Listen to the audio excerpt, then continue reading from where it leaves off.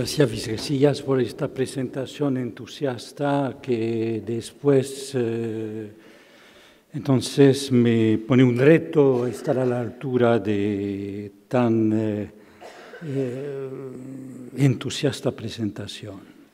Pero antes de desarrollar la conferencia, que quisiera primero subrayar que lo que hemos escuchado en las presentaciones e intervenciones anteriores subrayan bien las paradojas del espacio del autismo cuando nos acercamos de este lugar tan particular en lo que se llama el campo de la psicopatología, que va mucho más allá.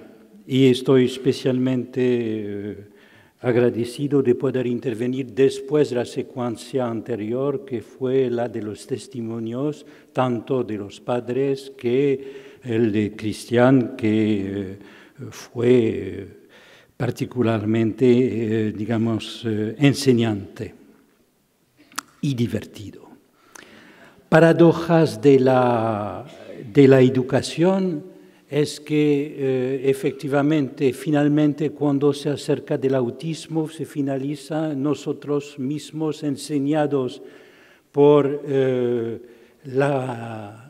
lo poco que da el diagnóstico cuando se enfrenta con la particularidad de los casos. Y finalmente estamos enseñados como los participantes de los cursos de medio ambiente en el cual Jean David enseñó. Hay otras paradojas, por ejemplo, la paradoja del modo de abordaje que tenemos para, permitir a sujetos con autismo de ampliar su mundo. Hay que ver que hay una cosa en común entre las terapias cognitivo-conductuales y nosotros. El punto en común es que tanto ellos como nosotros no establecido una relación clara entre lo que sería una causa biológica y el tratamiento. Ellos se centran en un punto único, modificar el comportamiento y funciones cognitivas. Nosotros nos centramos en completamente otra cosa, nos centramos en esta marca de la lengua sobre el cuerpo, como lo ha subrayado Miquel Bassols en su conferencia. Pero los dos estamos a distancia de la causa. Y felizmente, porque Guy Briol nos ha presentado lo que pasa cuando precisamente se basa una terapia sobre la causa biológica. Y vemos la extraña particularidad de estos tratamientos que quieren al mismo tiempo basarse en una causa, discursos compatibles con la ciencia, pero que producen tratamientos que parecen muy extraños y que son muy difíciles, por supuesto, a construir en un consenso. Otra paradoja es la paradoja del diagnóstico y de los temas del diagnóstico que fueron abordados en la mesa dedicada a esto. En el siglo XX, la manera de abordar el diagnóstico era de hacerlo, como lo subrayó Gabriela Medin, con una reticencia, no dar diagnósticos, porque esto podía coagular una identificación y un comportamiento ya preestablecido. Pero ahora estamos en el siglo XXI y hubo un cambio completo. Cambio completo es que antes el diagnóstico era el saber medical y podía restringirse, no darse. Ahora los médicos no son que los agentes, entre otros, de la gran burocracia sanitaria en el cual estamos todos incluidos, incluidos como usuarios, como pacientes, como agentes en el cual se les atribuye un saber, pero una gran negociación. Y la burocracia sanitaria necesita una lengua perfectamente transparente en el cual puede circular el diagnóstico. Es absolutamente una nominación necesaria para repartir los derechos y deberes dentro del lenguaje de la burocracia. Del punto de vista de los usuarios, un diagnóstico es un empowerment, es un poder, es una llave de acceso a efectivamente recursos que si no hay esta nominación no hay acceso. Entonces, en el siglo XXI estamos más en, por supuesto, distribuir los diagnósticos, pero añadimos el diagnóstico más la singularidad. Y efectivamente esto complica la cosa. Así que no hay que tener nada de nostalgia de lo que era el funcionamiento del diagnóstico en el siglo XX. Y no habrá un paso atrás. No es nostalgia pensar que se puede restituir el viejo, digamos, sistema de distribución de entidades en la psicopatología de antes. Ahora, más bien, los diagnósticos son efímeros, ligados efectivamente a conflictos de intereses múltiples que definen un cierto régimen de funcionamiento del espacio de la burocracia y con la tendencia efectivamente a simplificar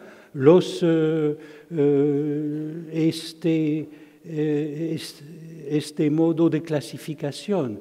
Efectivamente, siempre se producen burbujas que hacen que más o menos la infancia se circula entre 3 nominaciones: trastornos de hiperactividad, espectro del autismo y bipolaridad. Y efectivamente después con juegos de intercambio a veces se revela que uno que estaba en una categoría pasa a una otra.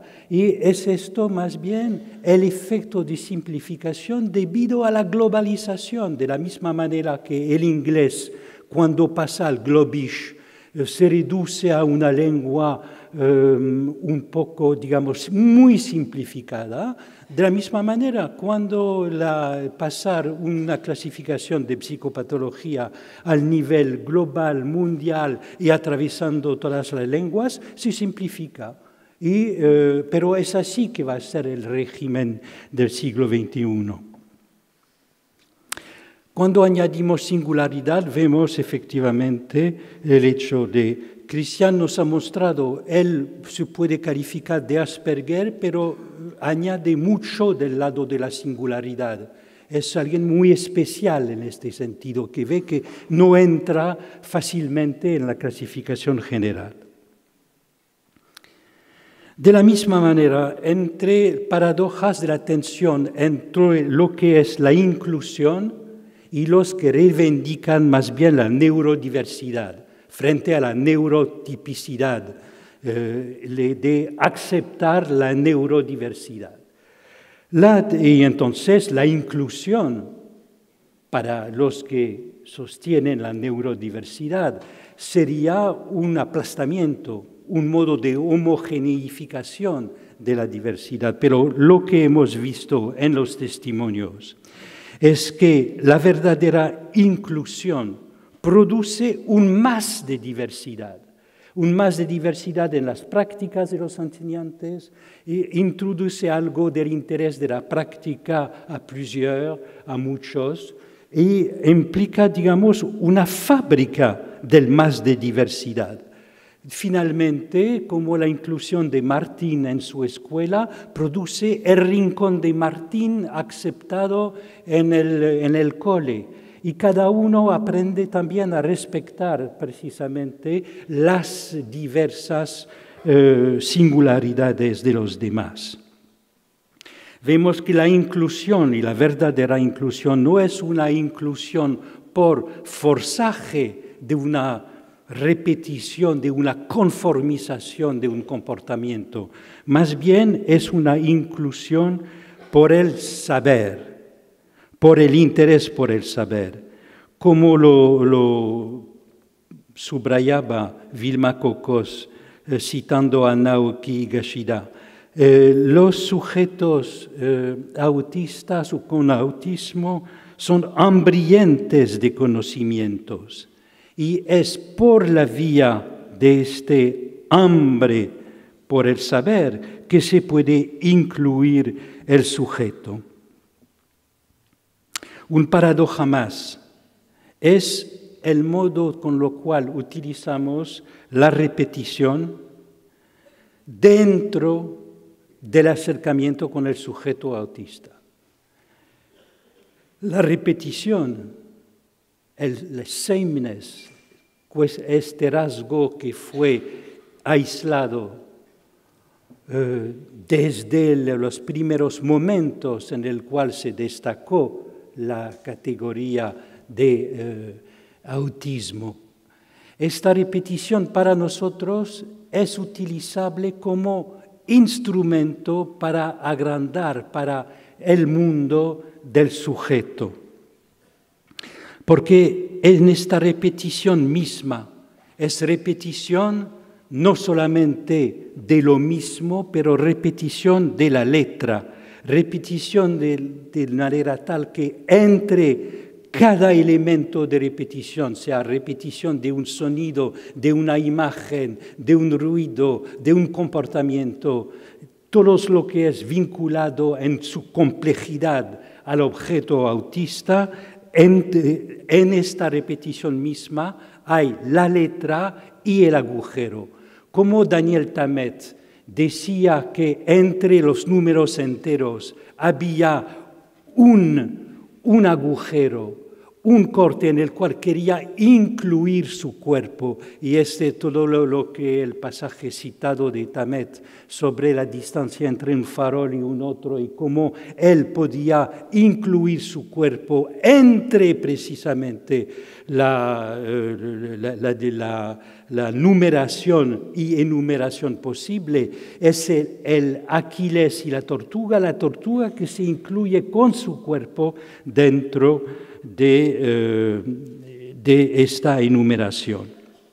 En este sentido, la paradoja que se nos presenta al acercarnos del campo del autismo es que podemos utilizar todos los elementos que sean, yo decía, imágenes, sonidos, elementos de películas, film, dibujos animados, todo esto que puede ser utilizados por un sujeto autista en su interés y su centro de interés, podemos utilizarles de manera tal que funciona como un modo de entrada dentro de este mundo. Y especialmente recuerdo los debates inútiles sobre, por ejemplo, la función del pictograma, etc. Hay un uso, digamos, fatal de estos recursos de imágenes diversas. Hay un uso fatal, aburrido, que efectivamente tipo robot, y hay completamente otro tipo de uso. Y es especialmente el interés, por ejemplo, de lo que fue la affinity therapy, un modo de uso de los centros de interés, affinity, las afinidades de un sujeto, por un modo de sistematización de lo que fue una historia familiar, en una familia un poco particular, porque el padre estaba un periodista político destacado, había tenido un premio Pulitzer, era representante del Wall Street Journal como correspondiente en Washington de la política, y en el momento en el cual él es nombrado en Washington, constata que su hijo se pierde la lengua que había manejado y se reduce en pocos meses, se reduce completamente el uso de la lengua a una sola palabra, una palabra como Joyce, y que estaba cerca de la palabra juice, como jugo en inglés. Y entonces, ¿por qué se reducía su lenguaje a este jugo?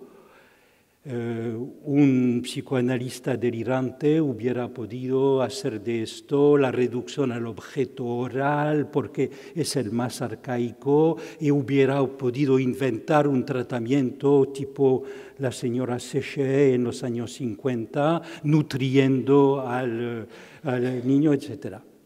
Mientras que la madre de este joven, que se quedaba en casa con él, etc., veía que el niño utilizaba, mirando en bucle, los dibujos animados de Disney, como todo joven americano normal. Digamos, se nutría de Disney. Y entonces, especialmente la pequeña sirena. Y entraba en un estado de agitación muy fuerte en la famosa escena, delante de la famosa escena en la cual la pequeña sirena y la mala bruja va a quitar la voz de la sirena y le dice, quiero solamente tu voz. En inglés, just your voice. Y la madre tuvo la idea de que el Joyce que había no era el jugo, era la condensación de just your voice. Just your voice. Y con esto inventó ella misma el punto de partida de toda la terapia de afinidad, porque tuvo la idea de que frente a esta escena en el cual había este abismo de el niño mirando la sirena que perdía su voz en el momento en el cual él mismo perdía su voz, trataba de recuperar su voz mirando en bucle la pequeña sirena. Y con esto, digamos, la madre dejó hacer el niño que sosteniéndolo en su esfuerzo a partir de esta intuición. Y desarrollaron entonces un modo de intercambio en la familia sorprendente, que era que el niño que tenía una dificultad a hablar terrible podía, digamos, haciéndose la voz de los personajes de Disney, podía hablar con la familia, como si aprendía con esto el sentido de las palabras a condición de estar en un cuerpo de los dibujos animados, un cuerpo precisamente que tiene esta particularidad de estar a dos dimensiones, de estar en la pantalla. Y con esta forma, le permitía circular entre registros muy distintos de la lengua y poder, por ejemplo, saber qué significa equivocarse, perder un amigo, estar triste, aprender un poco no la ironía, sino las emociones, y que con esto se circulaba así. Y esto se desarrolló y después pasaron a trabajar con un terapeuta en el cual el padre y el hijo se intercambiaban en diálogos Disney, pero de manera creativa, de manera, nueva. ¿Por qué Disney? Hay que añadir que el hermano de este joven se llama Walter, como el creador de Disney. Y entonces utilizó estas palabras y de una manera tal que permitió, por ejemplo, el intercambio siguiente. El hijo diciendo al padre, repitiendo una escena de un dibujo de un personaje de Aladino, en el cual el tal Iago decía, bien, entonces vas a casarte con la princesa y entonces vas a ser el esposo idiota, diciendo el hijo. Y el padre respondiendo, me gusta la manera malvada de la cual tu pequeña cabeza funciona. Esto era el diálogo exacto del dibujo animado. Y entonces, en este intercambio, el terapeuta lo subraya, dice, es extraordinario lo que han dicho, etc. Es una manera, interviene, digamos, puntuando esto. Ahora, es completamente otra cosa de considerar esta manera de utilizar la repetición y, por ejemplo, el material tipo Disney, de que lo han hecho, por ejemplo, en los investigadores de la Universidad de Yale, que tienen una terapia, que es una terapia más o menos, que también parte de los intereses del niño, pero definida como solamente en términos de comportamientos, reforzar a partir de los intereses del niño, reforzar el comportamiento. Por ejemplo, dicen si un niño quiere un peluche, alors, se parte del interés del niño por el peluche, se hace un intercambio con el niño y si utiliza una frase completa con un sujeto, un complemento, un verbo, entonces se le da el peluche, si no, no. Entonces, ellos dicen que la terapia por afinidad es un variante de terapia conductual, pero vemos que si se reduce a esto, se pierde completamente el interés de este intercambio entre padre e hijo, en el cual no es solamente un reforzamiento del lazo por obtener el objeto, hay mucho más que circula entre los dos. De esta manera, ¿cuánto tiempo más tengo? Depende del... de la misma manera, bien, voy a terminar dentro de 10 minutos, será media hora.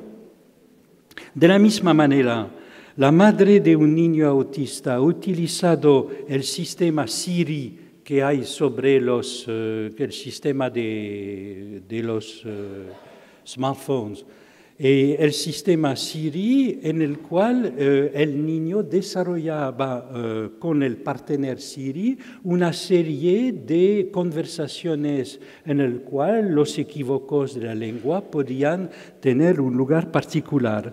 Por ejemplo, el niño tenía su centro de interés, era la meteorología. Y entonces, gracias a Google, podía hacer, con el teléfono hacer toda una clasificación de todos los tipos de tormentas que habían en un día determinado en los Estados Unidos. Y tormentas hay en los Estados Unidos.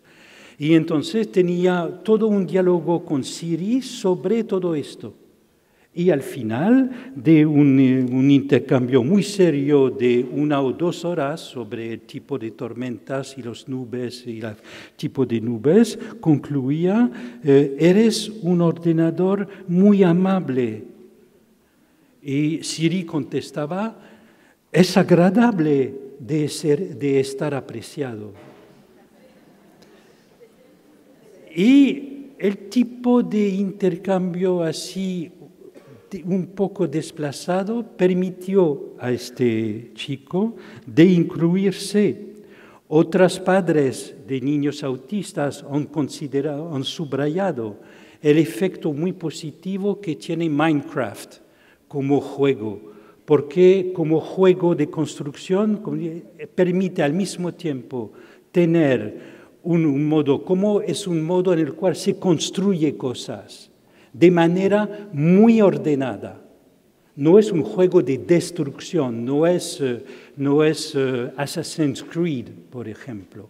Es más un juego de construcción. Entonces permite definir un ambiente con reglas precisas y también hacer obra de creación.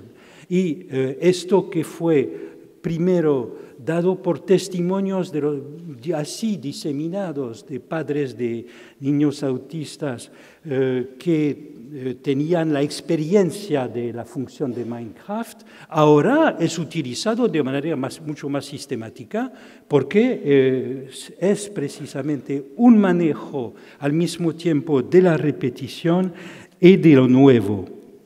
No es un juego de rol de qué se trata, como dicen los investigadores de Yale.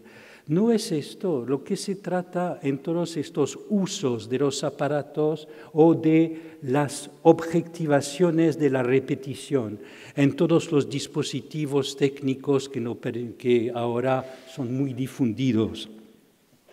Lo que se juega allí es un modo de tratamiento por la articulación de la repetición, de la insistencia de la voz y del ruido de la lengua. Y es modos en estos aprendizajes, en estas repeticiones en el cual se incluye el cuerpo, y a partir de estos elementos así recogidos en estas distintas maneras de producir letras, cortes, individuaciones, así se introduce modos de cortes y de agujeros, mientras que se constituye el borde del niño. El borde de su cuerpo, en el cual vemos que nuestras maneras de abordaje o de tratamiento de este borde y agujero, vemos que siempre el excelente ejemplo que tomó Miquel de su primera experiencia de incluirse en el borde del niño, en el recorrido que hacía, incluirse como cuerpo. Esto podría ser algo muy eponímico de lo que tratamos de hacer, incluirse como objeto o incluir objetos nuevos dentro de esto. Quisiera efectivamente también terminar sobre un aspecto esencial. Es que en esta inclusión vemos lo que es la articulación entre lo que es el borde como itinerario, como lo que es casi un corte a dos dimensiones, un lugar que el cuerpo del niño transporta con sí mismo. Esto a dos dimensiones y lo que es el lugar del cuerpo a tres dimensiones. Cuando no hay la imagen para articular los dos, el nivel de dos dimensiones y tres, cuando la creencia en la imagen no funciona. Y hay el caso de Ron Suskind en el Affinity, la terapia de afinidad, pero un caso también de un niño que es una escuela especial en Bélgica, que tenía 12 años. Él tenía una pasión en esta escuela, al mismo tiempo por, primero, hacer investigaciones sobre la pantalla de países muy lejos en el cual había estado cuando pequeño. Entonces tenía una fascinación por la pantalla sobre, a dos dimensiones, viajar por el mundo delante de esta pantalla. Y del otro lado, lo que le interesaba era el interés por todo lo que era a tres dimensiones. Y todo lo que podía decir el tres. Y Este chico podía decir que lo que le fascinaba era el objeto más fascinante para él eran las impresoras a 3 dimensiones. Y esto retomaba el hecho de que de pequeño tenía un biberón que en triángulo, como se hacen a veces, no los redondos, pero los en triángulo. Y entonces el niño había retomado esto de su infancia, diciendo, calificando las imágenes, tú tienes una cara de triángulo. Y el padre mismo, que subrayó que el niño no podía abandonar su biberón triangular, mismo si era vacío, pero hasta los 8 años. Y decía, y lo transmitió a la institución, las 3 dimensiones es su biberón triangular. Es el viejo fundamento de su obsesión del momento. Y entonces se construyó un workshop, un atelier en el cual trabajaba, para construir objetos en 3 dimensiones. El niño